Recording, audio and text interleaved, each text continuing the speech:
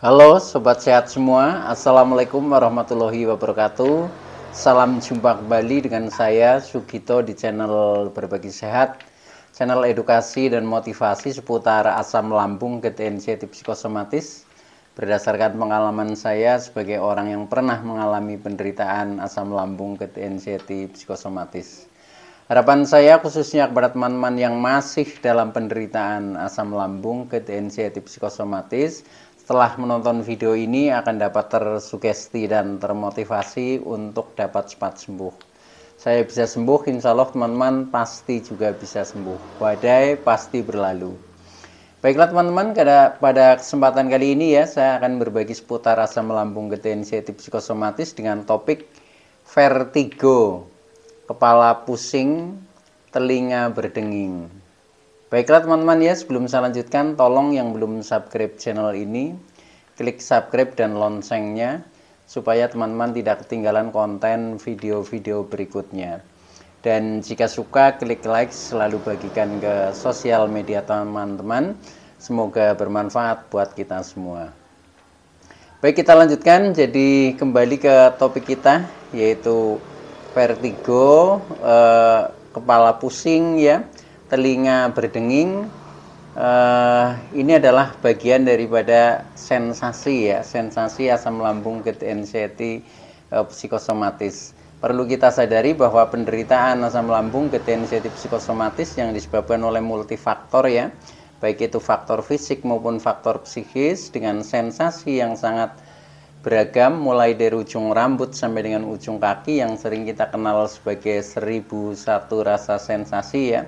Memang sungguh luar biasa, sungguh dahsyat, dan perlu kita tangani dengan bijak agar penderitaan asam lambung GTNC psikosomatis dapat cepat membaik atau dapat cepat sembuh total. Nah, khusus pada season kali ini saya membahas topik ini ya, yaitu vertigo, kepala pusing, telinga berdenging ya.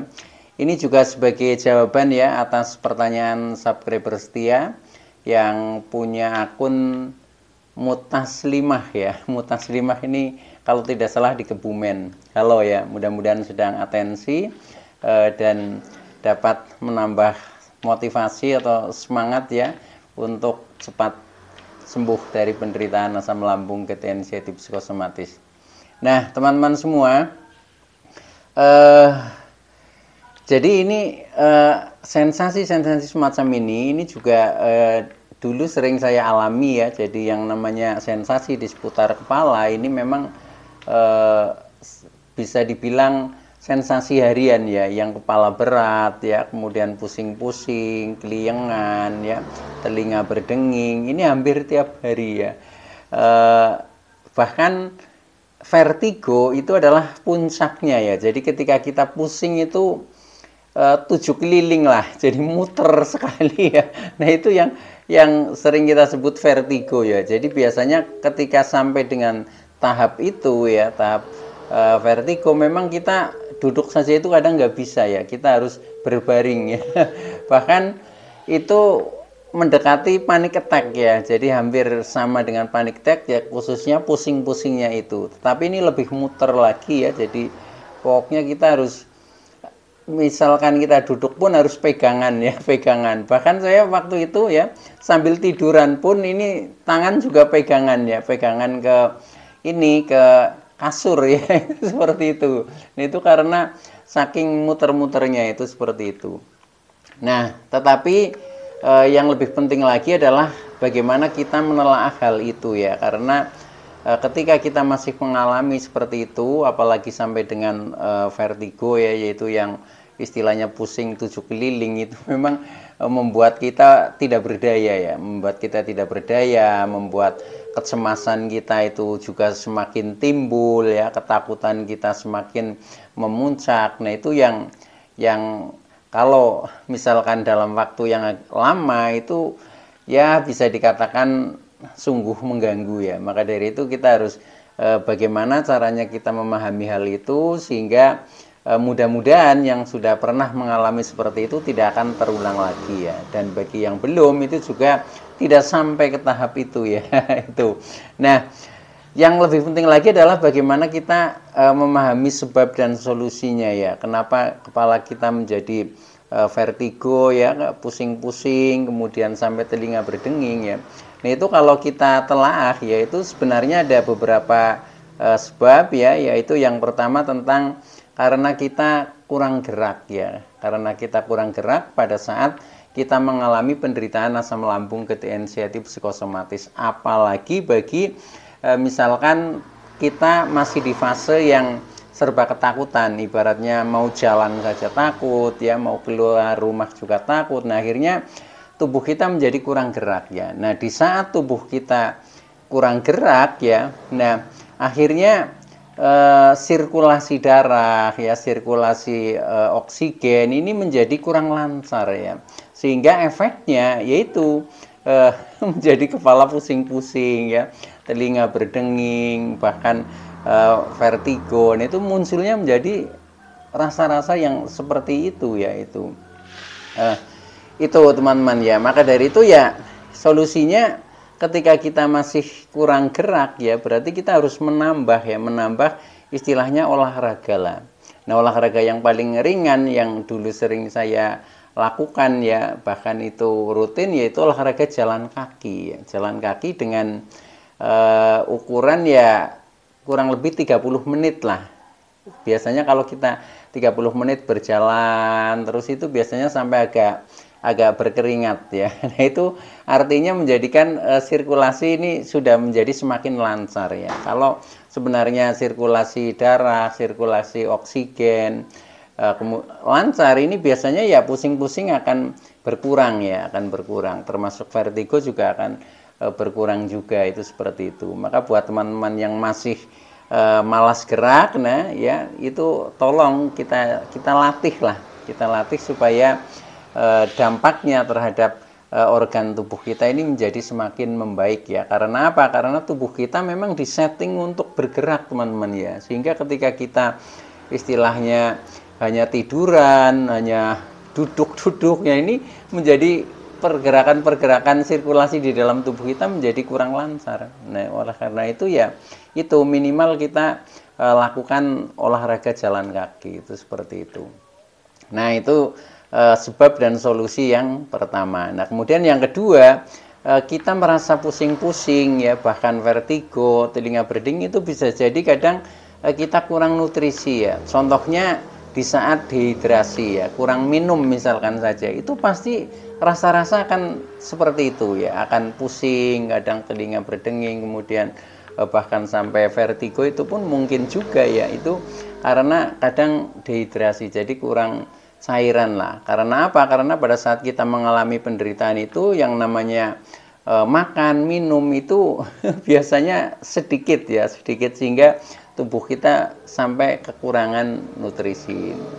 Nah, termasuk makan juga ya, makan juga harus cukup ya. Ketika kita makannya kurang, akhirnya ya nutrisinya menjadi kurang. Nah, efeknya ya seperti itu, kita kadang menjadi pusing-pusing. Jangankan kita orang yang terkena gangguan asam lambung ketensiatif psikosomatis ya, orang yang normal saja ketika sering terlambat makan ya, kurang minum, nah biasanya itu juga pusing sama saja ya. Cuma mereka itu tidak seheboh kita ketika pusing ya. Mereka menganggapnya biasa-biasa saja, mungkin kecapean, hanya seperti itu. Tapi bagi kita ketika ada sensasi muncul ya, nah di sini kecemasannya sudah kemana-mana ya. Jangan-jangan tidak sembuh, jangan-jangan kena penyakit berat, jangan-jangan mendekati kematian dan lain sebagainya. Nah itu yang kadang menjadi biangnya. Jadi seperti kita itu seolah-olah ditakut-takuti oleh pikiran kita sendiri. Nah hal itu yang perlu kita kikis teman-teman ya.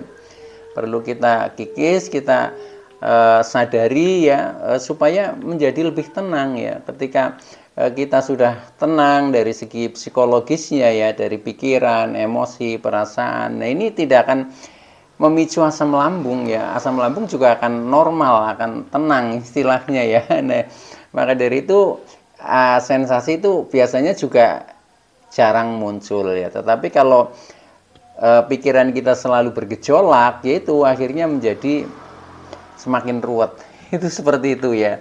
Nah, baik ya. Maka untuk hal yang kedua, ketika kita kurang nutrisi ya kita sadari saja ya. Jadi makan minum cukup lah teman-teman. Contohnya misalkan minum sehari 8 gelas ya itu penuhi saja. Makan katakanlah 3 kali sehari ya usahakan penuhi dan tepat waktu ya. Kemudian pilihan menu ya sudah disesuaikan dengan kebutuhan tubuh ya. Terutama bagi yang misalkan masih mantang ya tolonglah maksudnya dijaga ya. Jadi sebenarnya mantang itu tidak harus seterusnya ya. Jadi mantang itu ada batas waktunya ya. Jadi kalau mantang terlalu lama itu juga tidak baik ya, karena tubuh kita sebenarnya butuh asupan nutrisi yang semakin kompleks ya. Tetapi kalau kita terlalu banyak mantang, nah akhirnya nanti kita juga menjadi semakin kurus ya, berat badan turun. Nah itu efeknya seperti itu, yang dulu saya alami itu seperti itu. Nah baik, itu yang kedua ya. Maka itu jadi kesimpulannya penuhi saja ya, solusinya makan minum yang cukup dan sehat itu. Nah kemudian yang ketiga, ketika kita sering merasakan itu sensasi seperti pusing-pusing, bahkan seperti vertigo, kemudian telinga masih berdenging, ini bisa jadi dari secara psikisnya ya, ini karena ada tekanan pikiran teman-teman ya. Jadi berawal dari tekanan pikiran, banyak yang dipikirkan, akhirnya pikiran kita lelah ya. Nah akhirnya memicu asam lambung itu menjadi tidak normal. Nah ketika asam lambung tidak normal, akhirnya sampai terjadi GERD ya. Nah itu ya sudah, sensasinya bermacam-macam, termasuk terutama yang di seputar kepala itu pasti ya. Jadi ketika ada sensasi lain ya, mungkin hanya perut kembung, itu saja pasti kepala agak pusing. Itu seperti itu ya, karena ya kepala dekat dengan otak ya, sehingga otak atau pikiran ini bermasalah ya, atau banyak tekanan, banyak beban, itu pasti akan merasa kepalanya berat, akan pusing-pusing, itu seperti itu ya. Maka dari itu solusinya ya kurangi beban pikiran teman-teman ya. Jadi jangan terlalu sensitif, jangan apa-apa dipikir ya. Tapi kalau bisa ini sedikit masa bodoh ya, masa bodoh, cuek ya, itu seperti itu. Seperti orang Jawa bilang itu embuh lah, sembuh ora urus misalnya, itu kadang penting juga untuk dipraktekkan seperti itu ya. Jadi ketika kita sudah merasa beban pikiran ini padat ya, terlalu banyak, nah itu pokoknya kita embuh ora urus itu seperti itu. Nah itu penting ya seperti itu untuk menjaga keseimbangan supaya tubuh kita tidak dimainkan atau tidak dikuasai oleh pikiran, tetapi pikiran dikuasai oleh diri kita. Itu seharusnya seperti itu ya. Nah maka solusinya adalah kurangi saja beban pikiran ya.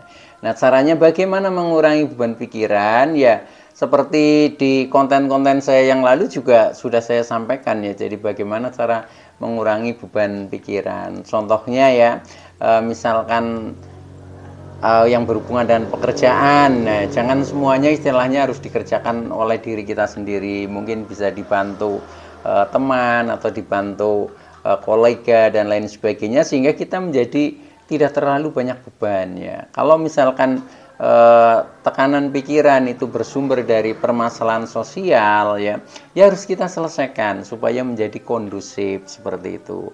Kalau yang berhubungan dengan masalah mungkin ekonomi atau apa ya, itu tetap harus ada jalan keluarnya. Ketika itu belum dirilis ya, masih tetap seperti itu ya, kadang selalu hadir seperti itu ya. Maka dari itu ya memang perlu banyak pendekatan ya, banyak strategi bagaimana caranya supaya kita betul-betul menjadi plong. Itu intinya seperti itu ya.